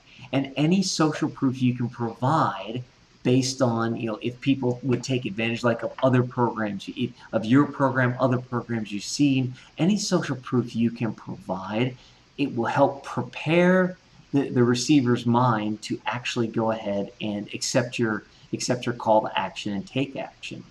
So as we move on into the killer CTA, or call to action, kind of a little jargony there, here are the three things: bonuses, scarcity, guarantee. Yes, I read the whole slide. There we go. I hadn't done that in a while, so I've been forcing myself not to. But anyway, that's really the point. Look at what we did in the public webinar today. The bonuses, we ended up, the implicit bonuses. Sign up today and you'll get all of this stuff. I don't even think we threw in any extra bonuses, but those were acting as a bonus. The scarcity from today: sign up and be one of the first three. Get your sign up and be one of the first three, and you get your first month's free. That's something that creates scarcity. And then throw a guarantee in, and and we threw a guarantee in to say if people aren't satisfied, if people aren't satisfied after a month, and they'll get their money back. We did a little bit of a different, for those of you who were at the live event, we did a little bit of a different killer call to action at the end, and gave you the bonus of the consultation with us and that sort of thing. So, I mean, it was different, but still the same, still very similar. So come up with any bonuses you can give, create scarcity, and give them some sort of guarantee. Right, but at its core, at its simplest, I mean, let's just be clear. I mean, the call to action part is, as simple as this sounds, you're literally telling the person what the next step is for them to do. So these other things are about things to help close the sale as well, and they're good to wrap in there. But the most critical piece isn't even one of the bullet points. It's the title. Is the call to action is, hey, here's what I want you to do right now. There's a button that just popped up on the screen. I want you to click it, and when you click it, it's going to take you to PayPal, and you put in your credit card, and now here's what I'm going to deliver to you. And so the call to action is really just tell me what to do next. And this was something I had to learn the hard way any number of times, is that, you think it's obvious, but, you think the button just popped up. Isn't it obvious that you should click the Buy Now button? It actually says Buy Now. But no, it's not necessarily obvious, because I might still be listening to you. I might be reading copy on the page. So by telling people what to do, you're just being clear. You're saying, okay, here's what happens next. You click that button, it takes you here, and I deliver to you what I promised you. And here's the bonuses. Well, those are the sweeteners. Again, you're trying to help someone to close. Scarcity is just, again, you want to build legitimate scarcity. I mean, anyone can build fake scarcity, and again, you can be manipulative about these things. I recommend you don't be. I mean, in the end, most scarcity comes down to a bit of selfishness. I mean, why are we only offering 3 at the end of well, because because there's only so many you're willing to give away. I mean, it's as simple as that. I mean, it's not that there are only 3 memberships available. We've decided that from a logical business standpoint, we're not going to give away more than 3. And that's not being manipulative. It's a business decision, right? And that's true of all of us. If you're giving away a free consultation, there's only so many hours in a week that you're willing to set aside to try to generate new business. If you made it unlimited, then you'd be a charity, essentially, right? So, and there are other things that are genuine scarcity. I mean, if I have a physical product and I only have 3 books left to sell, then okay, I've only got 3 books left to sell. I mean, they become rare and valuable at that point. Yeah, the guarantee is also very powerful. Psychologically, is that it basically says that you believe in your product. I mean, there's something very, very powerful. And a lot of people are fearful about giving, full money-back guarantees, especially when they're going to lose out on the deal. Like, literally, if a bunch of people sign up today from the offer that Chris and I made, and then we have to give people refunds, we lose money, of course, because PayPal has taken their percentage. It's not like I'm just giving back the money you gave me. I lost a bunch of it in the cost of doing business. So people are fearful of money-back guarantees, and all I can tell you is there's endless amounts of research, and there's lots of personal experience that we can vouch for as well. It's a very rare person, and the reason it's a very rare person is because it goes to hopefully, we're only speaking to our ideal clients right now who believe in our philosophy, which is that if you've really delivered value and you really are believing in your product and your product is really helpful, then it's a pretty rare person who's going to try to take advantage of that. Just again, a total piece of social proof about not fearing the guarantee. A lot of people don't even know this, but a company like LL Bean, for example, you may or may not know, they have a lifetime money-back guarantee on every product they sell. I mean, you could, if you wanted to take advantage of LL Bean, you could buy that suitcase, that Bean suitcase, use it for 5 years, and when every time the handle pops off, I could send it back, and they'll send me a new one, no questions asked, and I could keep doing that forever. But their data has shown that it's a very rare person who does that. Most people are actually kind of ethical at their core. It's kind of refreshing. So it works. Exactly. And the interesting thing, Mark, you bring up about the call to action and the fact that even in this slide, I mean, really, realistically, what we wanted to teach people was here's what goes into a killer call to action. But I think you brought up something very important. Okay, I'll sigh and just bow my head. We assumed that the call to action was obvious, and unfortunately, if we go our model, we shouldn't be assuming anything. And I'm looking at Mark, going, I'm sorry, we should have. Well, I'm freely admitting that I have done that myself. Where it's like I thought something was obvious, and I didn't actually have the call to action. So here's the thing of it: for those of you who, call to action seems kind of obvious. You're asking people to do something. But Mark, one of the things you said kind of, piqued my brain a little bit, because a lot of people, what they will do when they're watching webinars is they'll have it hidden behind something. They'll have it off to a side of the screen. So guess what? If you don't tell them that a button just popped up and that you want them to subscribe, they might not do it. And here's the shame, and here's what's going to happen. You're going to have somebody that you're going to have made an impact, or you're going to give them some good value. You're going to have given them a possible way of getting even more value and a better offer if they would have done something right away. They will have been listening to it in the background. They wouldn't have realized it was out there. They will then go away, and eventually they will find out that they could have had that offer, and then they will turn from a client that you would have had to a client you won't have, because they will feel like, hey, wait a minute, I missed out on this, so why should I pay full price, or why should I do this?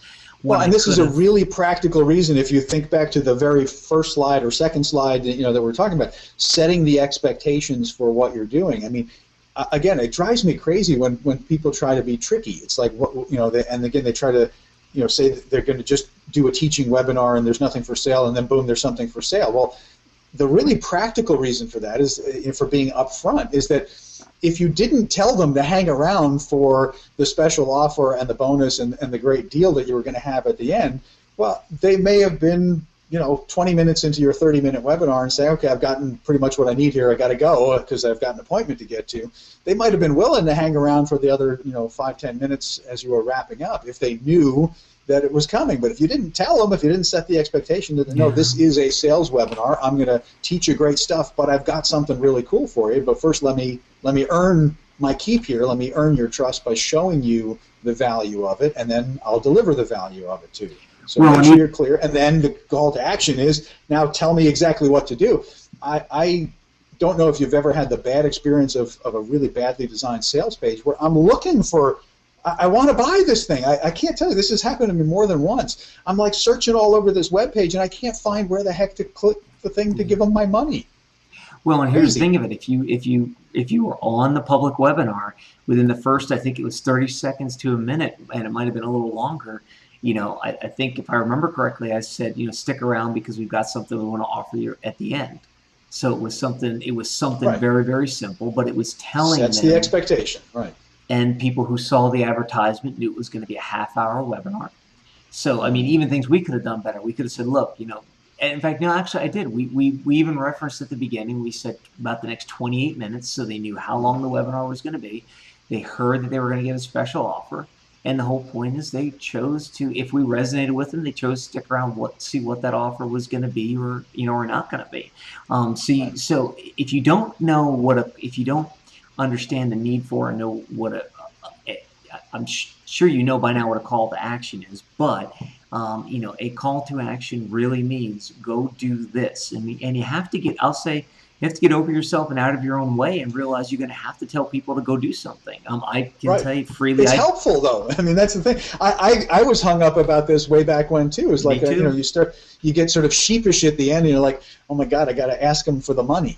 I mean, but the point is, if you've done your job, if you've designed a product or a service and you believe that you're delivering value, then of course you've got to get to the point where you tell them what to do next and what it's going to cost. I mean, and if you get all sheepish and shy about it, which we all do in the beginning, because really we haven't been doing what we've been doing long enough to really believe it fully, so we haven't really bought into our own social proof, essentially, in the early days of almost everything we do. But you get to that point, it's like, okay, what's the worst that's going to happen? They're not going to take your call to action. They're not going to hate you forever. They're just going to say, nah, this isn't worth $47 a month, or this isn't worth $997, or this car is not worth $25,000. The worst they're going to say is no, in which case they're telling you they're not your ideal client, or you've not succeeded yet in conveying the value that you can actually deliver to them. So, and that gets, I won't go into my little diatribe about why I think you have an ethical responsibility to market better. But if you have a great product, then make the case, because you're depriving me. If you've got some good stuff and you don't really effectively tell me about it, then you're actually hurting me. But remember, Mark, if I throw in the 6 CD changer, that car will be worth the 25 grand. That's right. But anyway. So again, when you get to the end, tell people, again, the simplest thing about the call to action is tell me what to do. Tell me how to claim my bonus. Tell me where to put my credit card information in, because yes, you've sold me. You've done a great job. Sold is not a bad word, even though it's a 4-letter word. You've sold me because you've shown me in what you've just taught me what this thing is actually worth, and yes, I get it. This is a bargain, And here's the thing of it. You want a great example of a call to action you guys see on a regular basis? Just look at your emails that you get from the Professional Practice Builders Society email list. At the bottom, we ask you to help the society grow. Plain and simple. At the end of the email, we're giving you a call to action. We're asking you to do that. So remember, share that link and that kind of thing. The literal call to action is share the link. The other stuff is about showing you the value of doing the call to action. So remember, the call to action is basically telling people to hit the button to do what you want them to do. If you want to create a killer call to action, you give them bonuses, add in some scarcity, and throw in a guarantee. You mix it all up, and that makes a killer call to action, and it makes something that it makes something that people will act on, and it will improve and grow your business. So today we went over, these 4 things: an attention-grabbing intro.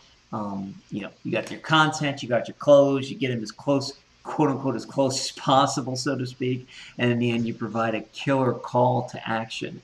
Mark, as we're getting towards the end here and wrapping up, anything you wanted to throw in and add on to the end of this today? I'll add in just, think about these things. Think about where webinar fits into your potential mix. They can be great tools if you use them well and you design them right, and you use these kind of 4 main bullet points here for how you organize it. If you want to chat about it, Chris and I are happy to talk about it. If you want to bring to the live event that's coming up, your examples or your question about, well, okay, I never thought about doing a webinar. How could this really work for my industry? Then let's brainstorm it. Let's do the hot seat. Let's map it out. Let's figure out how you could create a killer webinar that could really be useful to you, and where it fits into the mix. So that's my call to action to you: is think about where this fits into the big picture for you, and bring your questions or thoughts or experiences, either on the receiving end of good versus bad webinars that you've been to, or ones that you've done that have worked well or not, and let's figure out how to make it really work well for you moving forward, so that you can create something that is not the kind of webinar that we hope will die at some point. Yeah, exactly. And here's the other beautiful thing. If you create the style of webinar we're talking about, this all goes into your content creation machine. It all goes into creating content on a regular basis, and it all goes into something that will help put your business forward. So for those of you who are looking at saying, wow, Mark and Chris, you're you're looking at me saying, now I got to create webinars, and I already knew I was going to create content, and oh my goodness, and Mark, you'll have to watch it to see my facial expressions, but oh my goodness, all this other stuff. Well, guess what? There is a way. There's a simple way to combine it all. Absolutely. As long as you're focusing on an individual audience. I can tell you that Mark and I have spent, this is where we go thousands of hours and, more money and more hours than we care to admit, to go ahead and refine something. So we're working on a process that, being in a professional practice builder society, we're going to figure out a way to give you guys access to, or at least you guys will benefit from, because our goal is to help you create content once and reuse it every place. And if you take the content creation to the next level and you create a webinar gives you a lot of great content that you can then use to drive business towards your to drive business, which is what everybody wants to do. So you know what, Mark? I'm going to go ahead and take the PowerPoint off screen, and it's just you and I again. And wow, let's wrap this up. Amazing! At the end of another monthly webinar, we look forward to seeing everybody. For those of you coming to the next live event, we look forward to seeing everyone there. We hope everything's been going well for you, and we look forward to talking to you again soon. Mark, anything else? What he said. Okay, then until next time. It's a wrap. Until next time, it's a wrap. We'll see you guys soon.